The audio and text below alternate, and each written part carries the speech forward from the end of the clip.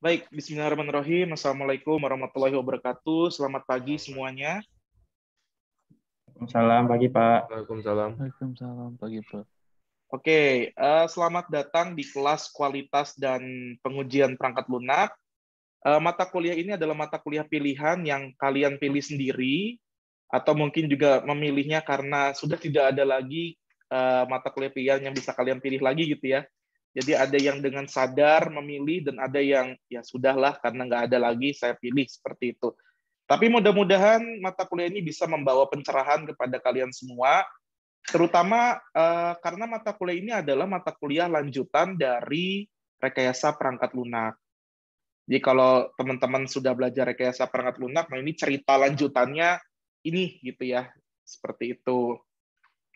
Nah, di mata kuliah ini kita mengajar secara tim teaching, jadi nanti dosennya ada saya dan ada Pak Alif, dan kita seringkali mengajarnya berdua ya, Pak Alif ya. Jadi nanti kita akan sering berdua begini, atau kadang-kadang ada yang nanti momennya sendiri-sendiri seperti itu, kalau misalnya ada salah satu yang berhalangan. Tapi overall biasanya berdua mengajarnya, seperti itu. Kemudian apa ya, kita mulai sepakati saja, mulai minggu depan tetap kita mulai jam 7.30 ya. Jam 7 tuh too early gitu ya untuk kita mulai perkuliahan, terutama mengingat saya sudah masuk kantor. Kalau dulu di rumah saya jam 7 hajar. Kalau ke kantor itu kebayang saya harus ke kantornya jam berapa gitu ya, kalau mau ngajar jam 7 seperti itu. Ya sudah, saya pastikan saja jam 7.30 kita mulai.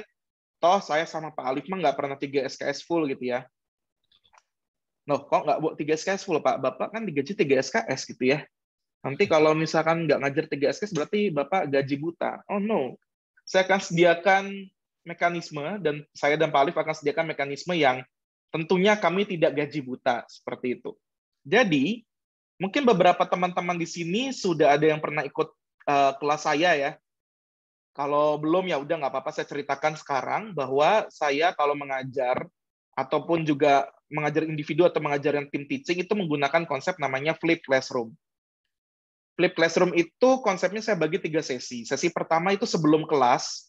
Sebelum kelas itu biasanya Anda diberikan materi. Jadi materi sudah dibuka beberapa hari atau bahkan seminggu sebelumnya. Bahkan hari ini pun juga nanti Anda bisa langsung mengakses materi minggu kedua. Nah, karena materinya sifatnya dynamic, artinya bisa berubah ya, silakan Anda pantau. Siapa tahu ada materi tambahan sebelum nanti masuk kelas.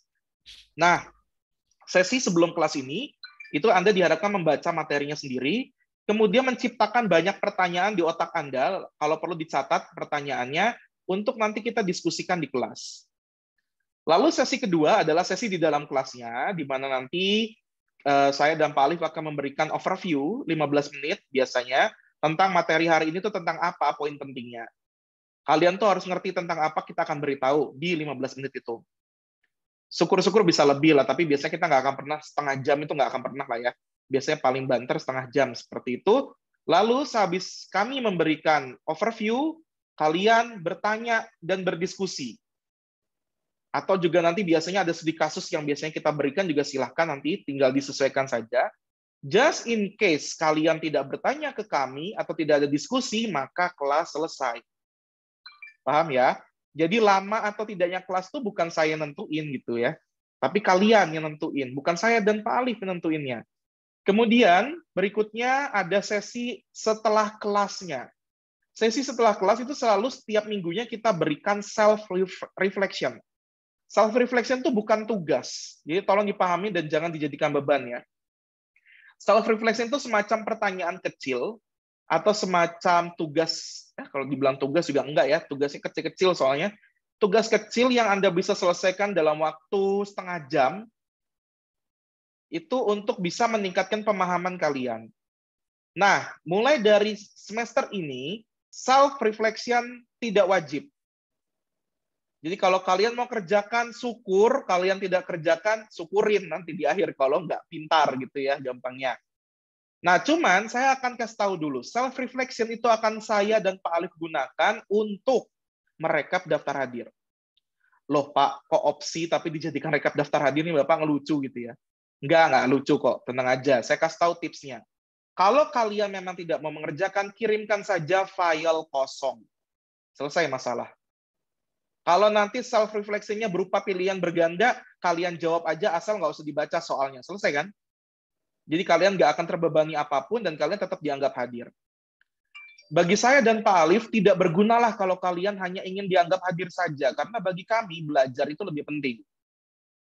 Jadi kalau Anda hanya sekedar ikut Zoom meeting, lalu Anda berharap bahwa ya sudahlah, yang penting saya hadir, dianggap hadir, aman gitu ya. Ya sudah, saya juga nggak akan peduli dengan itu. Toh nanti di ujungnya yang bisa menentukan diri kalian itu paham atau tidak mata kuliah ini ya kalian sendiri. Saya pastikan saya dan Pak Alif jago kok ngajarnya ya. Tenang aja, kita memang memang dosen sombong gitu ya.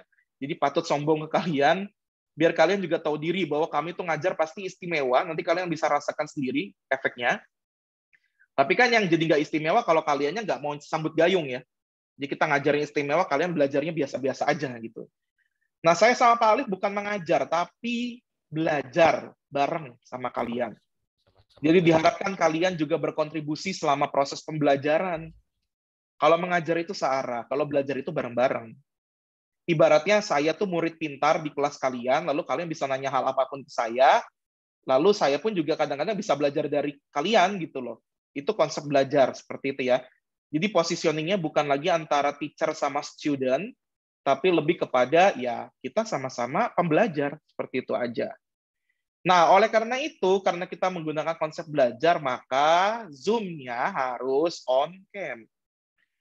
Masa sama-sama belajar, tapi yang satu nggak ada wajahnya, yang satu ada wajahnya.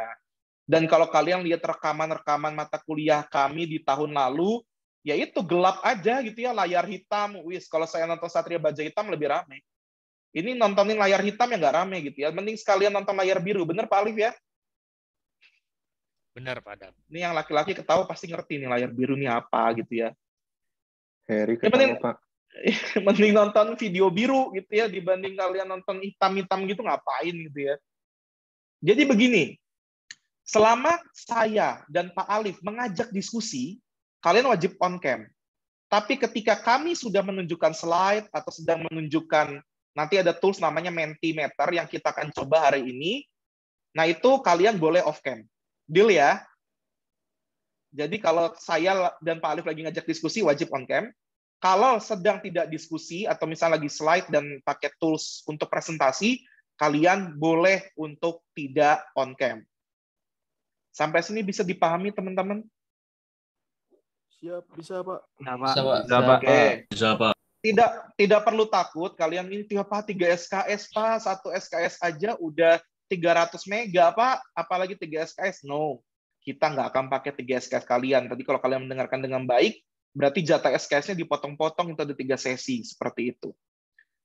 Pak, kok ini jadi kayak siswanya yang lebih repot dibandingkan dosennya? Lah iya kan kita pembelajaran student center learning.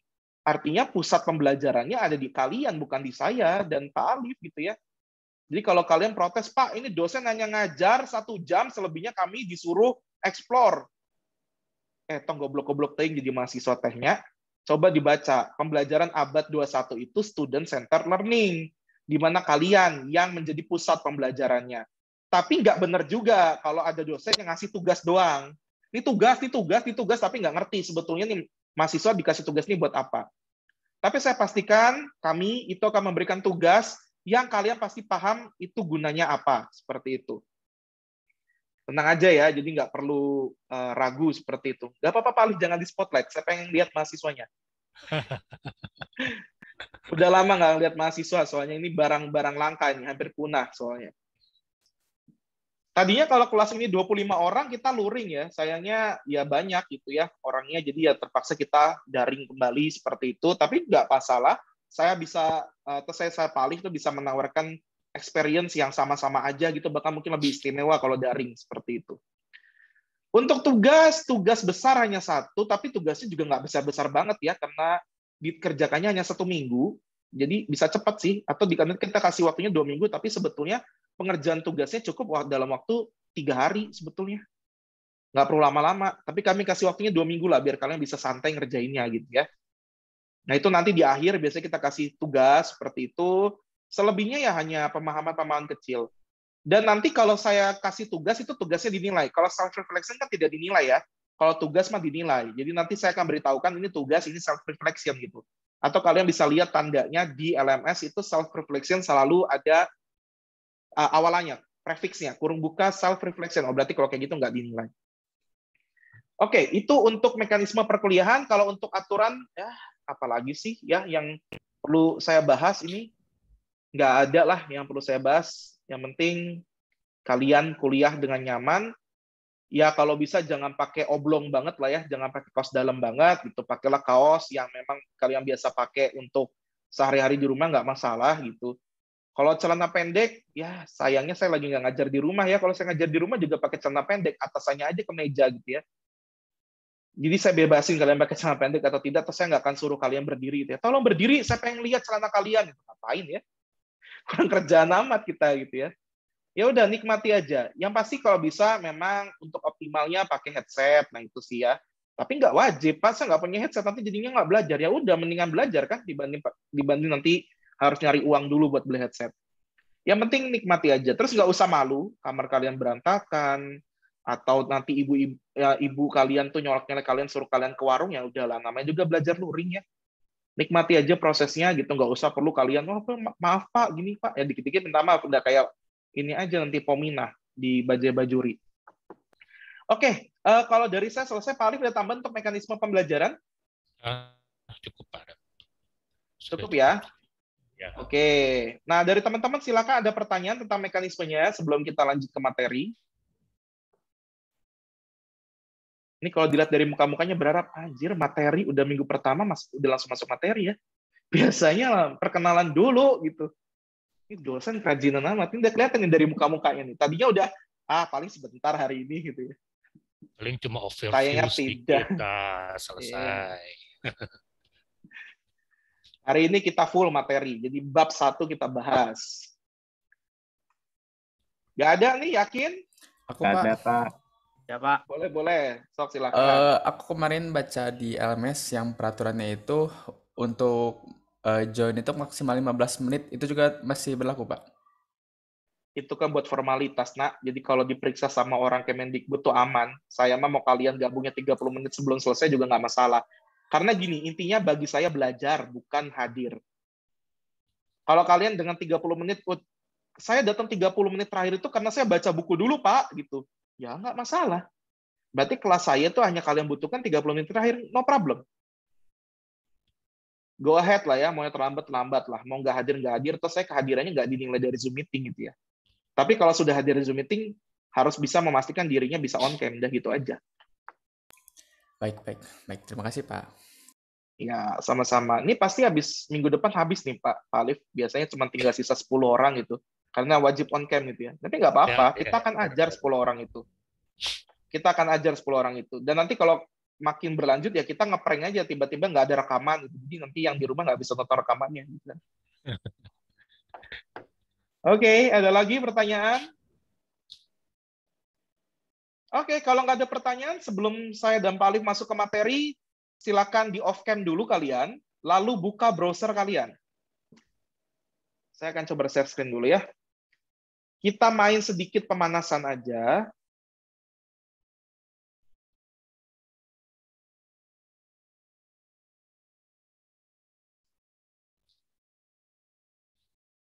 Ini kondisinya dalam slideshow tidak, Pak Alif? Ya, slideshow, Pak. Oke, sudah dalam kondisi slideshow ya. Oke, sip. Ya. Kalian yang mau on cam terserah, tapi kalau bagi saya ini lagi nggak wajib on cam ya, karena kita akan pakai bandwidth kalian untuk yang lain. Silakan masuk ke menti.com.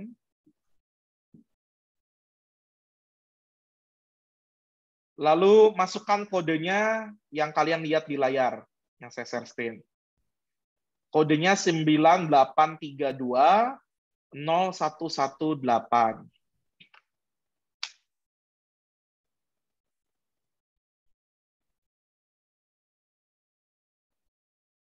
Atau bisa pakai QR code aja biar cepat ya. Langsung selesai. Oke, baru yang sudah gabung tolong love ya. Ini kita lagi live nih. Minta love. Minta candy. Udah kayak di Bigo aja ya. Ayo kasih love gitu. Oke, Kita ini Diamond. ada berapa orang yang bergabung nih? Yang bergabung ada 43. Berarti saya harus melihat 43 love untuk bisa melihat kalian sudah bergabung di sini atau belum. Yo, baru 35 orang. Yang lain, ayo segera.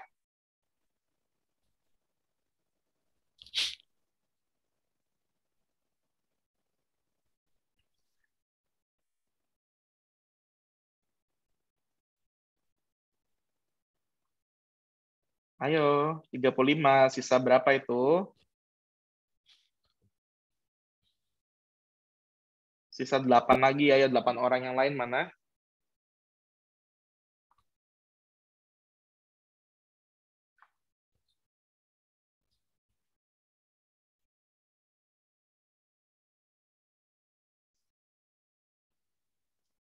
Oke, cuma 35 saja yang ikut. Oke, sip, nggak masalah.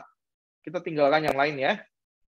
Oke, di sini saya akan mengajukan beberapa pertanyaan pendahulu sebelum kalian kebayang nanti akan belajar apa sih sebetulnya selama 1 semester ke depan gitu ya. Dan nanti juga ada materi yang memperjelas apa jawaban dari slide ini. Oke, kita mulai ya. Pertanyaan pertamanya. Apa 3 kata yang terbayang di benak kalian ketika mendengar kata kualitas? Yo, silakan dijawab melalui menti.com kalian.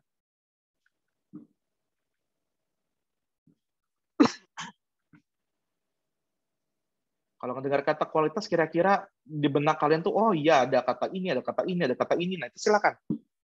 1 orang 3 kata deh. Bagus, efisien, efektif. Oke, good. Berikutnya yang lain. Yuk, baru 1 orang. Konsisten. Oke. Original, tinggi, value, baik, terstruktur. Oke. Ini versi mahasiswa ya. Kemudian ada apa lagi? Keren, nyaman, mandep. Oke. Ini mandep nih orang Jawa ini kayaknya. Terstruktur dari tadi ya. Ringan. Oke. Ada waktu, harga, makin kualitas ada harga gitu ya, Mas Alif ya. Ada Makin harga, ada berkualitas, kualitas makin gitu ya. berharga. Ada harga, ada Oke. kualitas. Benar sih. Ada fungsional, lalu ada performance, oke, masterpiece, kokoh, wah ya oke. Sip. Silakan, yang mau lagi boleh.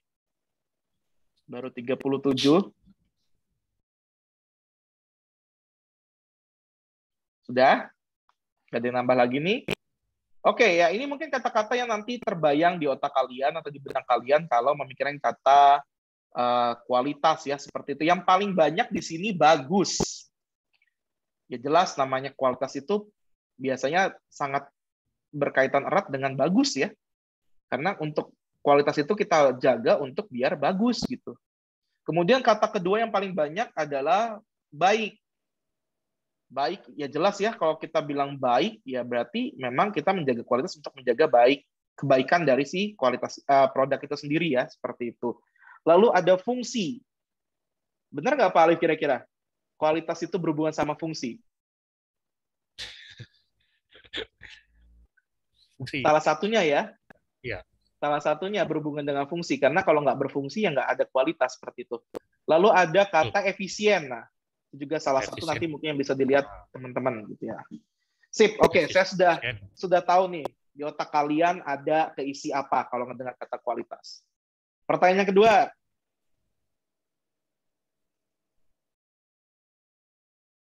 Menurut Anda, software dikatakan berkualitas apabila memenuhi apa? Ayo, saya ingin tahu dulu di benak kalian nih kira-kira apa ya gitu. Ini software berkualitas. Nah, menurut Anda itu dikatakan berkualitas jika ada apanya? Memenuhi kebutuhan penggunanya. Oke, sip. Kebutuhan. Oke, yang lain? Memenuhi kebutuhan. Memenuhi kebutuhan. Oke. Maintainable. Oke. Ini udah yang keluar kata maintainable, Pak Alif? Mantap. Udah tinggal siap skripsi kayaknya nih. Fungsi yang sesuai dengan kebutuhannya.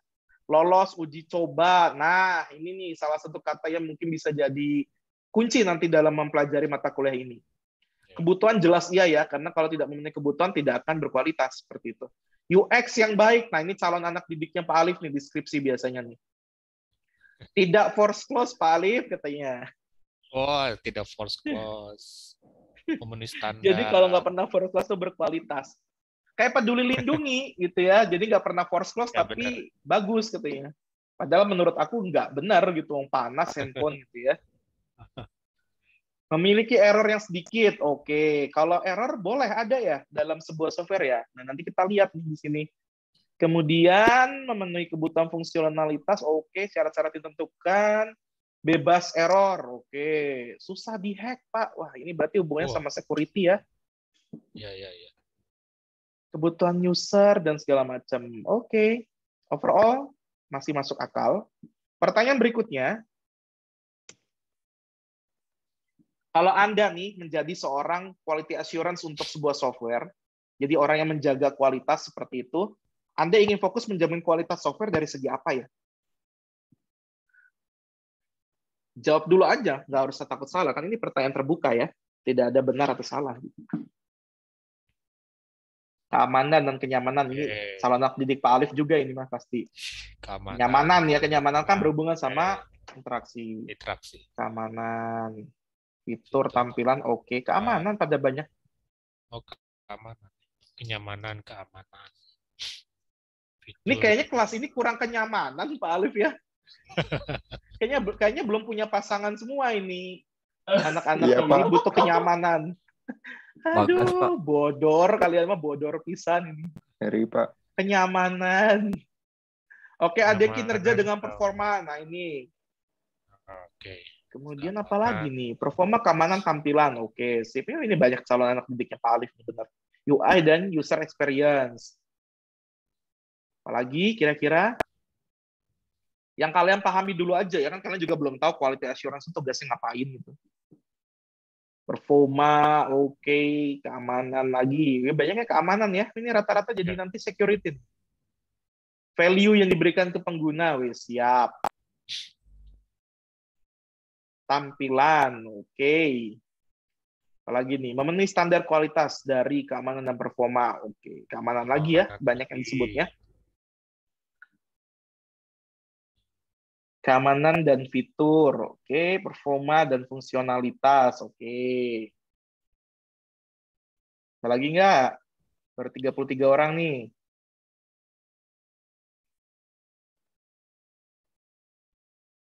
Jadi memang kalau kita lihat di sini, yang paling banyak kesebut keamanan ya, dan UI UX gitu, karena memang itu yang tangible. Jadi kalau saya lihat di sini, kalian tuh berbicara sesuatu yang sifatnya tangible, gitu, yang bisa langsung dirasakan oleh penggunanya. Keamanan itu kan bisa dirasakan ya, kalau kita bertransaksi di sebuah aplikasi yang aman itu seperti apa gitu ya. Itu kan langsung ke efek juga sampai ke pengguna awam pun juga merasakan.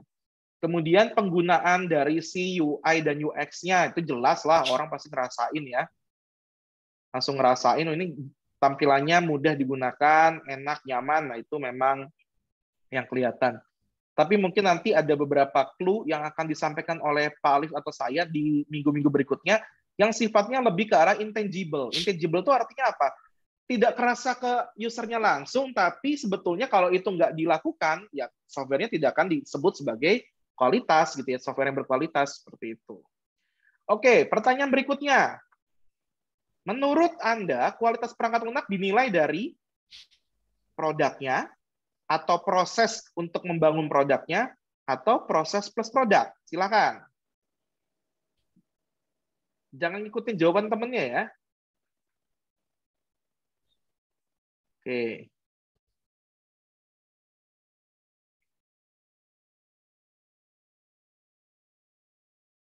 Nah, Pak Alif nih harus yang komentar nih.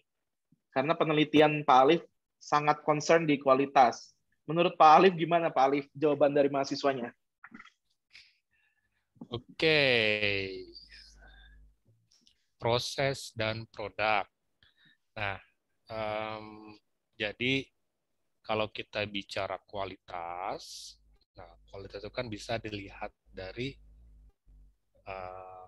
proses dan produknya, ya, proses dan produknya gitu loh. Karena kan nanti ada Jadi yang mulai namanya dari produk membangunnya ya Pak Alif ya. membangunnya. Nanti dalam prosesnya dari setiap tahapannya itu dinilai. Nah, sampai nanti ada si produk quality-nya kan gitu. Nanti juga kan Nah, kita sip. akan lihat gitu. Masing-masing itu kan bakal akan ada tahapan dan dilihat apa nih karakternya dan lain sebagainya gitu ya. Oke, Produk sip, quality mantap. itu ya. Itu loh ya. Oke, tapi memang rata-rata orang akan langsung terfikirnya ke produk ya Pak Alif ya. Nah, itu Karena, betul. karena memang yang terlihat oleh kita di sisi penggunanya ya pasti produknya. Produknya Contoh, betul. contoh kita beli TV nih, televisi. Ya kita kan langsung ngerasain produknya, tapi kita kan nggak tahu sebetulnya ketika si TV itu lagi dirakit, ada proses penjaminan kualitas seperti apa, itu kan nggak kelihatan sama kita ya. Ya. Nah itu yang mungkin kita akan coba kulik sebetulnya dari kualitas perangkat lunak itu ada nggak dari segi pengembangannya seperti itu. Nanti kita akan lihat. Dan kalau nggak salah ini nanti Pak Alif yang akan bahas karena di ISO kalau nggak salah ya, yang fokus di quality in use juga, tapi ada yang ada sebagiannya nanti yang saya jelasin di Mekol biasanya begitu. Oke, berikutnya pengujian perangkat lunak itu menjaga kualitas. Ini menurut Anda pernyataannya benar atau salah? Pengujian perangkat lunak itu berarti testing ya, software testing gitu.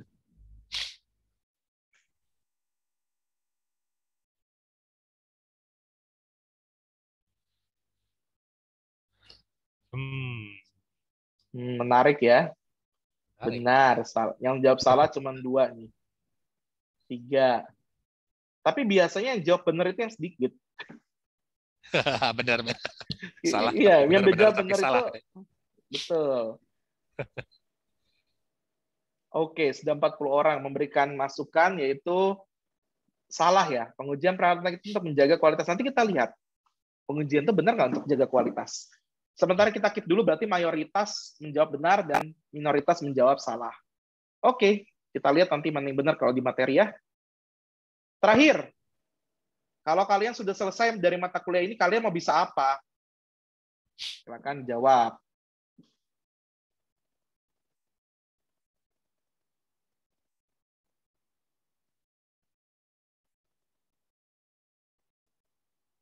Bukan dapat nilai A ya, saya tanya mau bisa apa gitu. Nggak rame. Kalau saya mau dapat nilai A, Pak, ya udah semua orang juga pasti namanya kuliah pengen A gitu. Menguji software dengan otomatis. Wah, menarik nih Pak Alif. Wah, keren. Kebetulan tugas akhirnya ini ya. Iya. Menguji software dengan otomatis, betul. Automated testing. Oh, dapat membuat dan hack aplikasi orang. Nggak apa-apa, kan menghack itu berarti menguji kualitas dari segi security. Betul. Dapat membuat dan menganalisis perangkat lunak yang berkualitas. Tapi hacknya ethical ya, ethical hack ya. Membangun software yang sesuai kebutuhan, user yang bisa membuat startup. Wah, membangun software mah dengan belajar RTL dan pemrograman cukup ya. Cukup. Tidak perlu belajar kualitas. Melakukan pengujian software dengan baik. Amin, nanti didoain tuh. Kemudian menilai kualitas. Oh, ini ada yang ingin menjadi juri aja nih, menilai kualitas. Tapi jangan berhenti di menilai ya, tapi memperbaikinya. Itu yang paling penting. Karena esensi dari menjaga kualitas itu bukan hanya memberikan monitoring atau controlling terhadap kualitasnya, tapi juga bisa memberikan solusi. Betul. Tuh, menguji kualitas, oke, bisa melihat kesalahan dengan baik. Ini berarti kamu ingin menyaingi wanita ini, bisa melihat kesalahan dengan baik, karena yang pintar menilai kesalahan orang lain adalah wanita. Wanita tuh bisa melihat kesalahan laki-laki itu sekecil apapun bisa melihat, ya. Ini benda-benda yang jawab cewek ya, kalau yang jawabnya cowok, wah, nggak akan bisa, karena cewek yang jago biasanya. Bisa dapat ilmu lebih supaya bisa kerja jadi QA tester, amin. Nanti QA itu ada banyak ya, jadi ada QA engineer, QA tester, QA segala macam itu ada banyak. Nanti kalian bisa pilih job description yang kalian mau. Biar bisa jadi profesional SQA. Hack IG mantan, sok sana. Mantan mah nggak usah dihack ya, biarkan saja dia hidup bahagia dengan pasangan barunya. Move on dong. Bisa membedakan software yang berkualitas dan kurang. Oke, sip. Overall, kegambar kalian mau apa. Nah, sesudah kalian jawab, Saya akan bawakan materi sederhana dari jawaban-jawaban Anda, nanti kita lihat seperti apa. Masih tetap off cam aja karena ini masih ada materinya. Saya share screen dulu ya. Sebentar.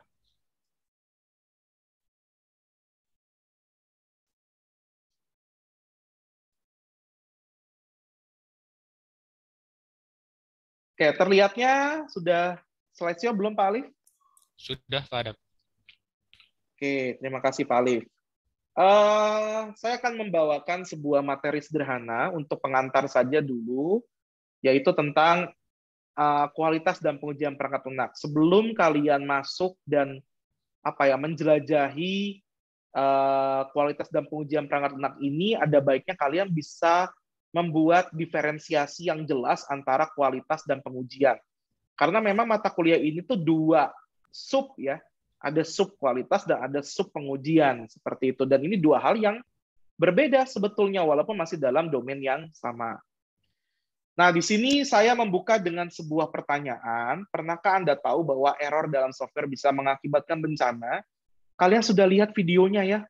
Di LMS saya sudah sediakan videonya. Dan video itu video terbaru, yang benar-benar kejadian terbaru kemarin.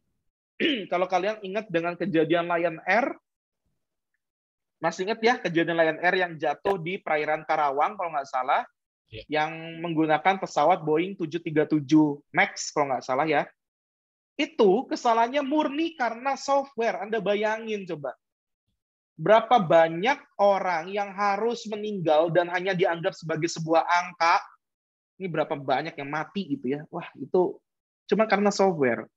Artinya kalian membangun software pun, kalau membangun softwarenya hanya untuk tugas besar dan segala macam, iya sih. Kalau salah sih nggak akan kenapa-napa ya. Tapi kan suatu saat cita-cita kalian pasti nggak akan berhenti di hanya membuat software yang sifatnya crude ya, create, retrieve, update, dan delete gitu.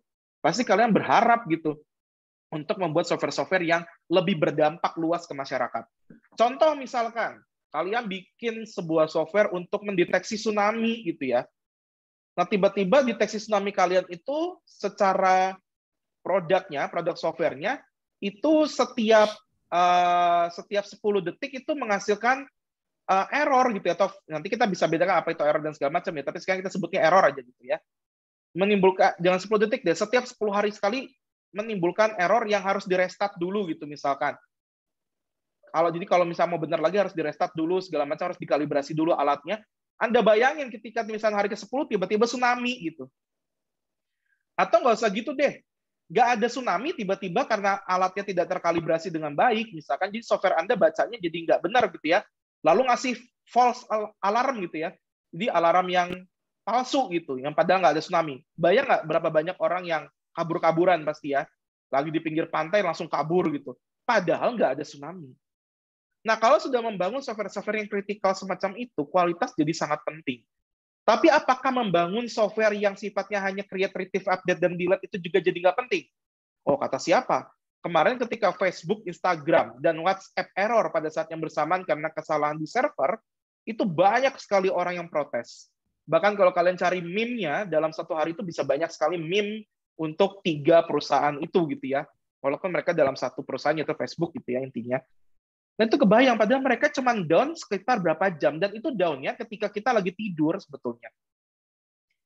Kebayang nggak sih kalau misalnya kalian membangun sebuah software tergabung dalam tim untuk membangun M-Banking lah gitu ya. Kalian kan pasti pakai M-Banking. Tahu-tahu di malam-malam gitu ya, di jam 12 malam gitu, down nih servernya.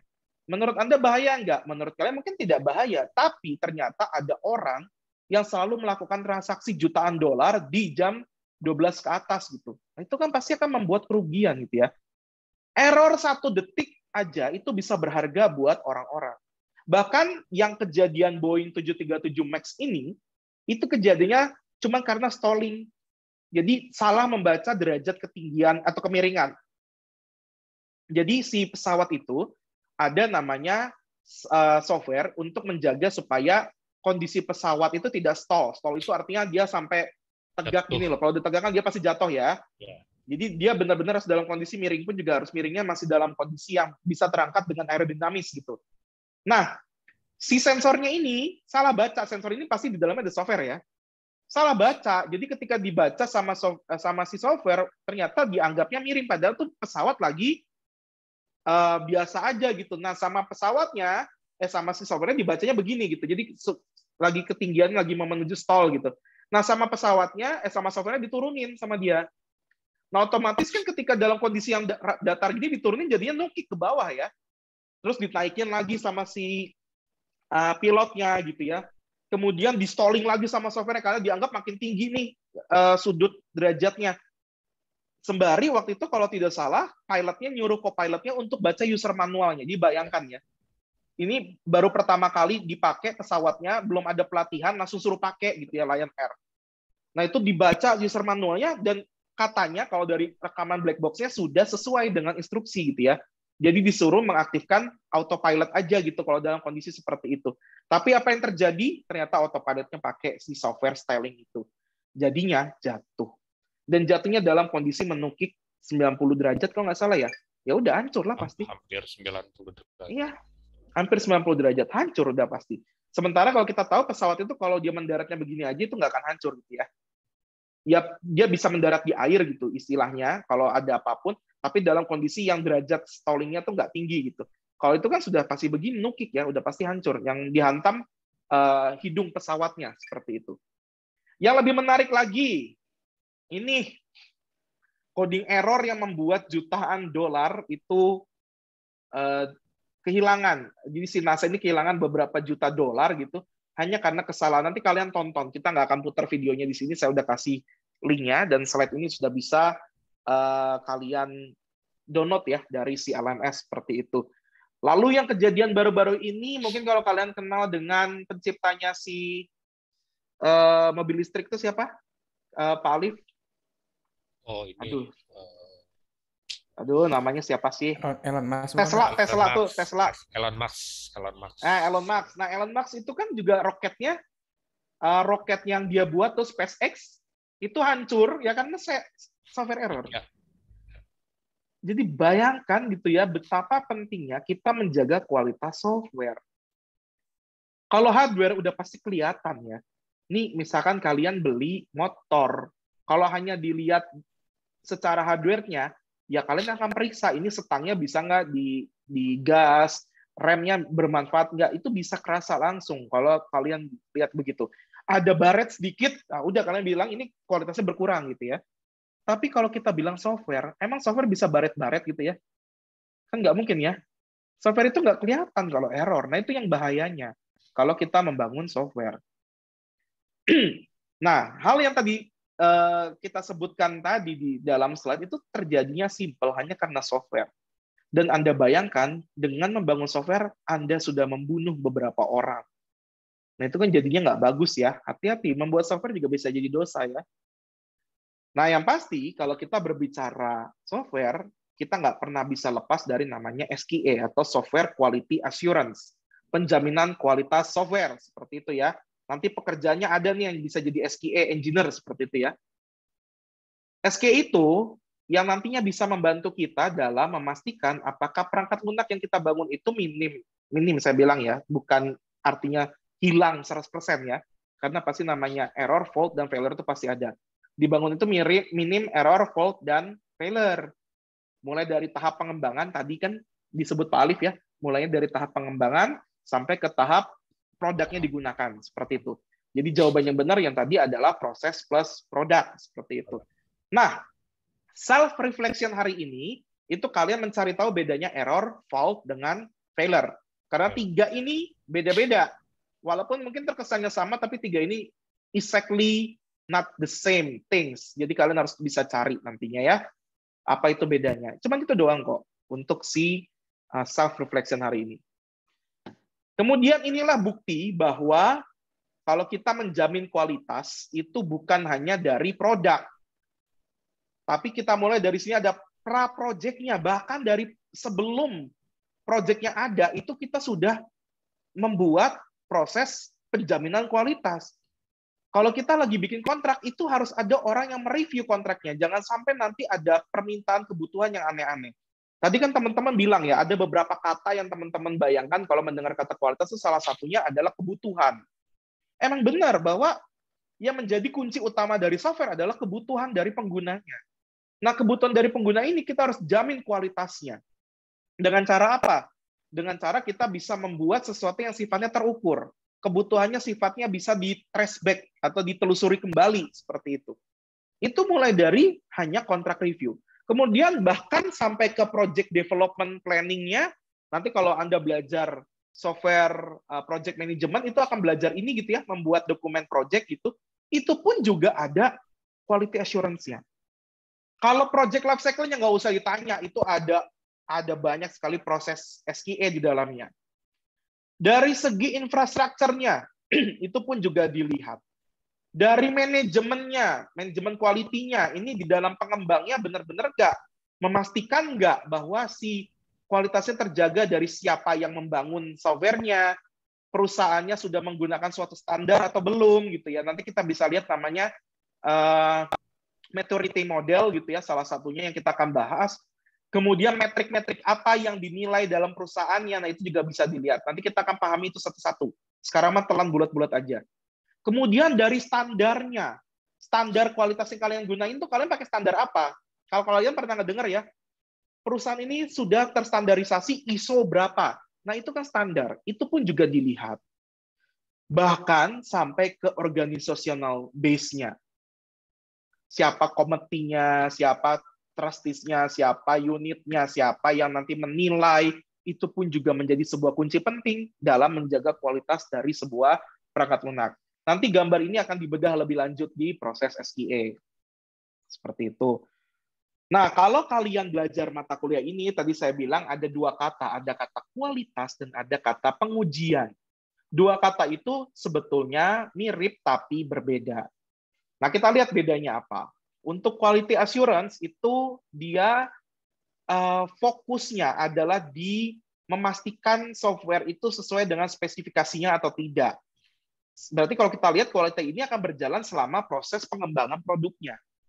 Jadi mulai dari yang tadi ya, mulai dari kontrak review segala macam, nah itu sudah mulai bergerak quality assurance.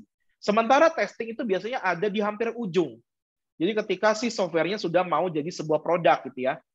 Untuk ngapain sih menemukan software defect? Wah, ini ada kata keempat, defect. Apa bedanya defect, fault, failure, sama error? Silakan nanti dicari ya. Kemudian ada perbedaannya lagi dari segi fokusnya. Fokusnya di quality control dan kesesuaian kebutuhan. Jadi dia memang si quality assurance itu kayak semacam polisi ya. Polisi yang bukan hanya menindak di akhir, tapi menindak mulai dari, misalnya kalau kita mengendari motor tuh mulai dari awal sebelum pengendara motor itu naik motornya. Tuh polisi udah ngingetin, lo belum pakai helm, lo belum pakai jaket, lo belum pakai sepatunya yang benar.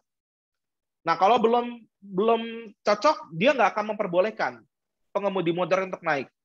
Jadi ini polisi yang menjaga dari awal sampai akhir. Kalian bayangin ya, kalau ada polisi kayak gitu enak di Indonesia. Jadi bukan hanya sekedar menilang. Sementara testing itu ya untuk menilangnya itu, hanya untuk nilang aja. Inspeksi sistemnya ada bug-nya harus dibetulin. Itu aja intinya. Kemudian ya dari situ udah bisa kelihatan quality assurance berorientasinya pada seluruh proses, sementara testing hanya berorientasi pada sebuah produknya. Lalu tipenya pencegahan kalau quality assurance karena memang dia mencegah dulu gitu ya. Kayak tadi saya bilang di awal, kayak kamu belum boleh naik motor gitu ya. Jangankan naik motor ya, naik motornya aja nggak boleh gitu. Kemudian korektif kalau untuk testing ya. Kalau testing itu kalau produknya sudah jadi, lalu dia korektif untuk melakukan pembenaran. Dan yang pasti tujuan dari quality assurance adalah memastikan kualitasnya baik. Sementara testing untuk mengontrol kualitas. Jadi jawaban yang tadi yang benar adalah yang minoritas ya. Pengujian perangkat lunak itu untuk menjaga kualitas itu salah, karena untuk menjaga kualitas itu bukan testing, tapi quality assurance. Sementara testing itu untuk ngontrolnya. Ngontrol itu apa? Langsung nilai. Ini nilai lu sekian. Nah, itu testing. Kalau quality assurance itu seperangkat prosedur, mekanisme, tata cara penilaian untuk bisa memastikan semua itu berjalan sesuai dengan standar. Seperti itu. Itu quality assurance. Berarti kalau saya tanya, mana yang lebih luas antara quality assurance atau testing? Ya jelas jawabannya adalah quality assurance, karena testing itu ada di dalam quality assurance. Ini hubungannya. Jadi kalau kita belajar dulu segi kualitasnya, bahwa software itu punya sisi kualitas yang harus kita perhatikan, baik itu mulai dari proses sampai itu produk, Lalu nanti teman-teman akan belajar bersama kami untuk belajar standar apa yang menjadi standar yang bisa kalian gunakan untuk menilai. Dan tadi kalau kalian perhatikan dari gambar rumah-rumahan tadi, itu standarnya bukan hanya standar produk saja, tapi ada standar manajemen, ada standar yang menilainya lebih ke arah project life cycle-nya, dan ada standar yang untuk menilai kontrak dan segala macamnya. Artinya ada banyak standar. Nah, nanti kita akan bahas 3 standar, yaitu ada MECOL, kemudian ada ISO 90 berapa Pak Alif 250 ya? 92 berapa? 9210 Oh ya, betul. Ya. Lupa lagi kan. Aku juga lupa. Pokoknya angkanya aku nggak ingat, tapi ada nanti standar ISO-nya. 9205 ya? Nah, itu. Iyalah tadi. Lalu juga kita akan belajar standar nanti untuk melihat maturity model, di mana maturity model itu untuk melihat dari sisi manajemennya. Jadi bukan dari segi produk ataupun proses, tapi dari segi manajemennya. Kita akan melihat itu secara full. Nah, nanti juga setelah kita tahu ada sisi kualitas apa, lalu kira-kira apa yang dinilai standarnya macam-macam bagaimana, lalu kita belajar mengkontrol kualitas. Belajar menilainya. Nah, menilainya itu pakai matriks. Nanti Pak Alif yang akan membongkar kira-kira matriks itu kayak gimana sih.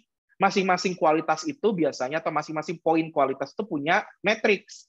Nah, matriks ini rumus gampangnya ya, untuk menilai, cara menilai kita gitu ya. Apa yang mau dinilai? Misalnya keamanan itu punya rumusnya gitu ya.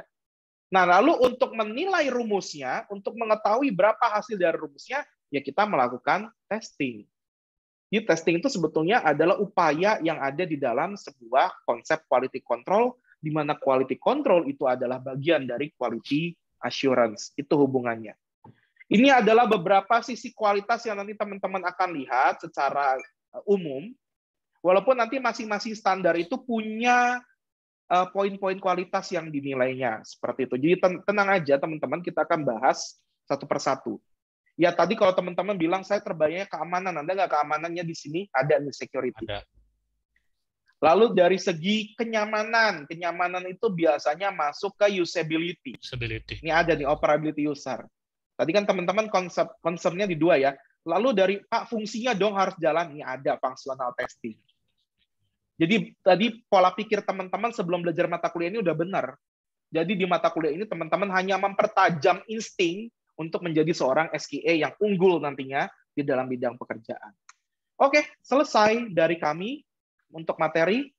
Silakan kalau ada pertanyaan dan mohon on cam kembali, silakan.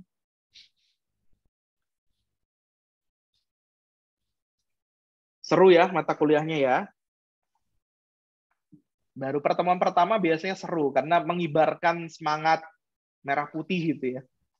Tapi pas udah masuk, waduh standar ini aduh banyak banget gitu ya. Nah itu nanti ada tantangannya, ada challenge tersendiri untuk kalian bisa memahaminya. Kita mulai minggu depan untuk melihat standar yang pertama gitu ya. Ini istilahnya kalau saya bilang tuh leluhurnya ya Pak Alif ya. Leluhurnya model kualitas gitu, namanya MECOL model gitu. Nah, ini biasanya nanti di apa ya, orang lain tuh hanya membuat turunan-turunannya aja yang lebih komplit gitu. Tapi yang secara generiknya itu MECOL. Nah, itu bisa dibaca sama teman-teman mulai dari sehabis mata kuliah ini. Jadi silakan dibaca dulu, timbulkan banyak pertanyaan. Di kelas saya hanya overview, Pak Alif hanya overview, lalu kita mulai diskusi. Tidak ada diskusi, selesai kelasnya.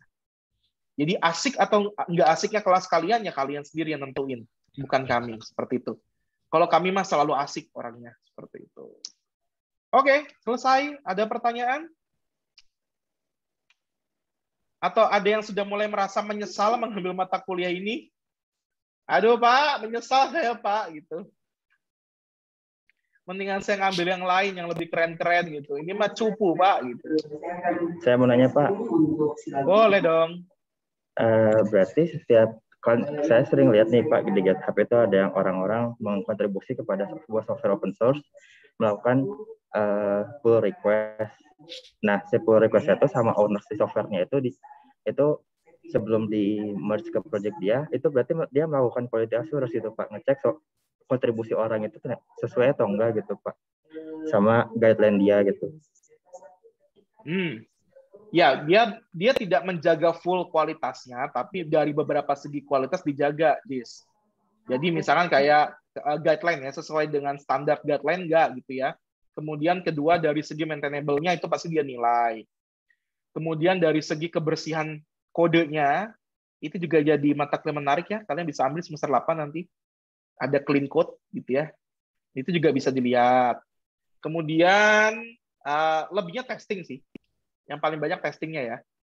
Dia akan bikin kayak semacam unit testing, atau kadang-kadang orang yang membuat modulnya atau membuat library-nya sebagai tambahan dari misalnya framework ya, kita bahasnya gitu, yaitu biasanya dia harus menciptakan sendiri unit testingnya. Nah, nanti dari unit testingnya dia cuma nge-review code seperti itu. Nah, itu bisa. Itu juga salah satu bentuk penjaminan kualitas, cuman dalam segi yang lebih sederhana ya. Kan nanti menjamin kualitas itu ada tingkat kedewasaannya. Ada seberapa jauh kalian menjaga kualitas, nggak harus full juga gitu ya. Nah, kalau project yang nggak terlalu besar, itu juga kan pasti akan kalah SKA-nya dengan project yang benar-benar kritikal, kayak roket tadi gitu ya. Kebayang, Jis? Kebayang, Pak. Terima kasih, Pak. Yo, sama-sama. Yo, yang lain silakan. Bagus pertanyaannya. Aku, Pak. Boleh. Setelah melihat presentasi mengenai pengujian dan kualitas perangkat lunak tadi itu, aku jadi kepikiran re-engineering, Pak. Nah, berarti kalau misalkan dari re-engineering sendiri itu sangat berkaitan erat dengan ini juga ya, Pak. Soalnya kan di dalam re-engineering itu kan meningkatkan kualitas produk dari sebelumnya gitu. Jadi dari produk lama di re-engineering untuk meningkatkan kualitasnya yang mungkin itu bisa meningkatkan dari tadi kan di slide paling akhir itu ada banyak bagian tuh, mungkin itu bagian-bagian yang bisa ditingkatkan lagi. Nah, berarti re-engineering sendiri itu berkaitan dengan erat dengan ini ya, Pak? Apa bagaimana? Oke, ini calon anak didikku nih Pak Alif. Kalau tadi banyak calon anak didiknya Pak Alif, ini calon anak didik aku nih kayaknya nih. Re-engineering, kamu pola pikirnya salah, nak. Re-engineering itu sebuah langkah yang menjadi sebuah solusi dari suatu masalah. Pertanyaan saya, re-engineering itu untuk apa? Dia melakukan apa sih di dalamnya? Kalau sepemahaman saya, re-engineering itu melakukan pembangunan ulang demi meningkatkan kualitas atau ya beberapa sisi dari perangkat lunak sebelumnya, Pak. Oke, berarti misalkan saya mengubah database yang tadinya dari MySQL jadi Oracle, itu sudah bisa saya sebut re-engineering ya. Tapi re-engineeringnya dari segi data. Lalu kalau saya misalkan merubah platform dari website ke mobile, itu juga bisa saya sebut sebagai re-engineering, betul ya? Kalau setahu aku itu harus ada peningkatan ini, Pak. Jadi ada peningkatan sesuatu yang lebih baik, entah itu mungkin dari performanya, maintainability-nya, scalability-nya gitu, Pak. Iya, paham. Tapi kita lagi bahas re-engineering-nya itu apa dulu gitu loh, Pak. Baik, Pak. Iya, re-engineering. Apakah saya bisa mengatakan bahwa ketika saya mengubah database itu menjadi DBMS, mengubah DBMS itu re-engineering? Iya. Sesederhana itu re-engineering. Kemudian mengubah platform yang tadinya website jadi ada mobile-nya, bikin Android-nya, itu re-engineering. Yang tadinya dari tidak ada desain pattern jadi pakai desain pattern, itu re-engineering. Sampai situ pemikiranmu sudah benar, tapi yang bikin sesat adalah re-engineering itu solusi, nak.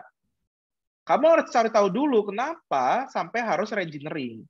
Nah, biasanya kenapa harus pakai re-engineering-nya karena ada sisi kualitas yang kurang. Misal, dari segi portability itu berarti kemampuan software untuk digunakan di berbagai platform. Kamu nilai, oh ternyata portability-nya rendah karena cuma ada website, sementara pengguna itu banyaknya malah main di Android. Jarang buka website gitu. Orang lebih nyaman pakai Android. Ya sudah, kamu berarti solusinya re-engineering. Yang tadinya ada website-nya, kamu bentuk re-engineering menjadi bentuk mobile. Itu yang benar pola pikirnya. Jadi harus ditarik mundur dulu beberapa langkah untuk Farhan menentukan dulu kira-kira sisi kualitasnya apa ini yang kurang. Kan kalau kita mau mengatakan saya mau membuat sesuatu yang lebih baik, berarti Farhan harus bisa mengukur dulu yang lama emang baik atau jelek ya. Bener nggak? Jangan sampai kita pengen bilang saya pengen lebih baik, tapi kamu nggak bisa mengukur. Yang sekarang itu kondisinya seperti apa gitu ya. Kalau saya punya sebuah kabel yang tadinya 10 meter, lalu saya melakukan sesuatu sampai panjang kabelnya 7 meter. Jadi dari 10 meter jadi 7 meter. Tapi tujuan saya adalah memperpanjang kabelnya. Menurutmu benar atau salah? Sorry tadi Pak, agak putus-putus. Jadi Bapak punya kabel Saya 7. punya kabel 10. Mm-mm. Lalu saya lakukan prosesnya kamu nggak perlu tahu apa, jadi 7 meter. Tapi tujuan saya di awal memperpanjang kabelnya. Itu benar atau salah? Salah Pak. Salah. Kenapa kamu bisa bilang salah? Karena hasil akhirnya malah jadi pendek. Karena kamu tahu hasil awalnya. Hasil awalnya 10 Oh, iya. meter, betul ya? Setelah Betul, Pak. diproses jadi 7 meter. Kalau kamu nggak tahu 10-nya, misalnya kamu nggak tahu nih, saya punya kabel, saya nggak kasih tahu kabelnya berapa meter. Terus saya bilang, saya mau memperpanjang, dan sekarang panjangnya jadi 7 meter. Kamu percaya nggak kalau saya memperpanjang? Enggak Pak, karena kita tahu Nah, itu. perbandingannya tidak sesuai dengan tujuan. Ya, bahkan kita nggak tahu berapa ukuran awalnya. Betul ya? Kalau saya tahu kamu itu pemabuk, kamu itu orang yang suka ngebunuh orang, terus kamu bilang, saya ingin memperbaiki diri. Saya bisa bilang, dia orang sering sholat, nggak pernah minum lagi minuman keras, terus nggak pernah lagi ngebunuh orang. Iya, saya bisa bilang kamu lebih baik kualitas dirimu. Tapi kalau saya nggak pernah kenal siapa kamu, bagaimana saya bisa bilang kamu lebih baik? Makanya kalau nonton infotainment ya, kalangan artis, saya akan menjadi lebih baik lagi. Terus gue nanya ke istri itu siapa sih? Nah itu berarti nggak berlaku statement itu untuk saya, karena saya nggak tahu kualitas hidup dia sebelum dia memperbaiki diri, seperti itu. Makanya ukur dulu, belajar ngukur. Nah nanti oleh Pak Alif dan saya itu belajar dulu ngukur di kualitas. Ini metode ngukurnya gini, tapi belum sampai ngukur ya, nanti ngukurnya di testing, seperti itu. Banyak terjebak kan kemarin skripsi banyak kejadiannya Pak Adam ya. Fokus ke Betul. re-engineering-nya saja. Nah, itu kan. Betul, tapi nggak tahu alasannya kenapa, apa. Kenapa itu dilakukan? Nah, sehingga tadi kan benar kata Pak Adam gitu ya. Kita nggak tahu gitu. Proses re-engineering yang dilakukan ini emang benar nggak gitu. Sesuai tujuan. Tuh. Dan saya pastikan ini bisa jadi kayak macam tema skripsi yang menarik sekali. Ya. Jadi kan kalian akan milih nih tema skripsi nanti di hari Sabtu. Nah, sebelum kalian dipromosin oleh kelompok yang lain, nah saya udah promosi nih. Ini ada satu mata kuliah yang bisa kalian jadikan tema skripsi dan sangat menarik dan banyak sekali bahasan di dalamnya. Tuh, jadi bisa enak nanti ngambil temanya ya dan lebih di mata yakin. kuliah ini bisa banyak nih ya Pak Adam ya, dari mata kuliah itu bisa banyak jadi sub-sub ya tema-tema ya di skripsi. Tuh, contoh gini kayak query optimization. Query optimization itu kan untuk menyingkat waktu atau mengefisiensi waktu ketika sebuah query dijalankan pada sebuah DBMS.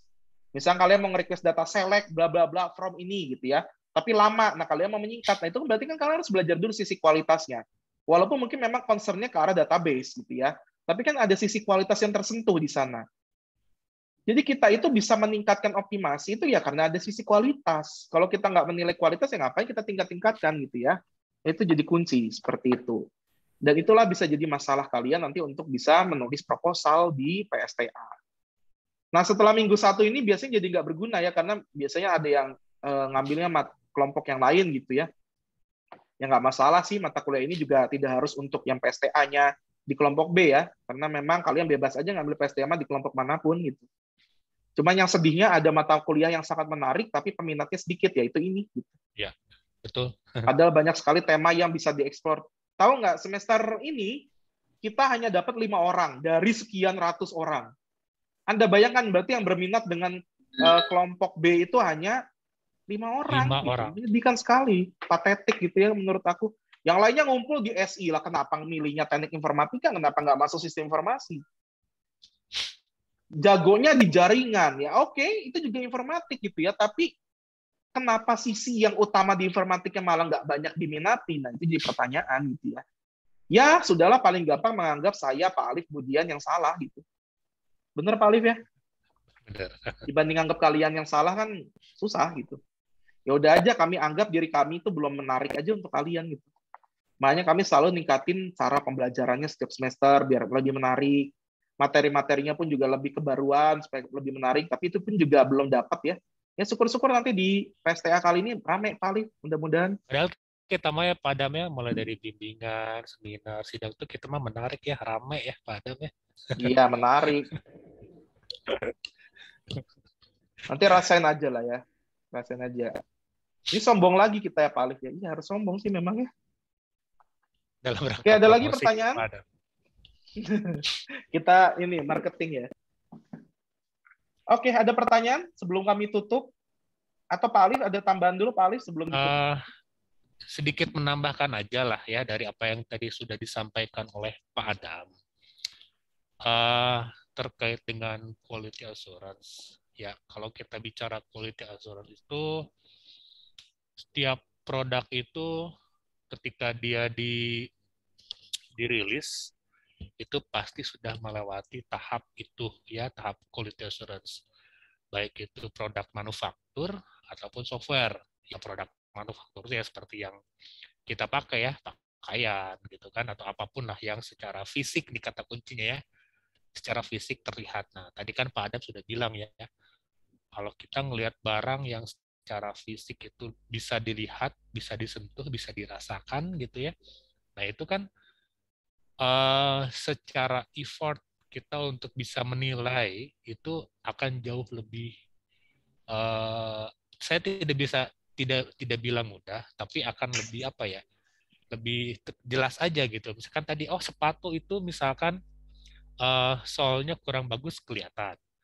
Baju itu jahitannya misalkan nggak lurus itu kelihatan. Nah, kalau kita bicara di software, nah ini akan menjadi tantangan tersendiri gitu. Nah, ini tantangannya ya. Tantangannya. Jadi ada perbedaan mendasar, nanti akan ada bahasannya. Ada perbedaan mendasar antara quality assurance pada satu produk manufaktur dengan produk software. Karena apa? Karena sifat abstrak dari si software itu sendiri. Gitu. Nah, ini yang harus kita aware ya.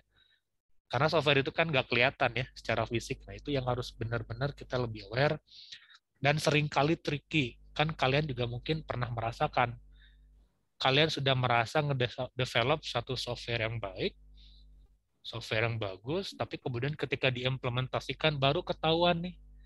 Baru ketahuan misalkan ada bugs, baru ketahuan ada error, dan lain sebagainya. Itu pada saat diimplementasikan, pada saat digunakan oleh si penggunanya. Baru ketahuan.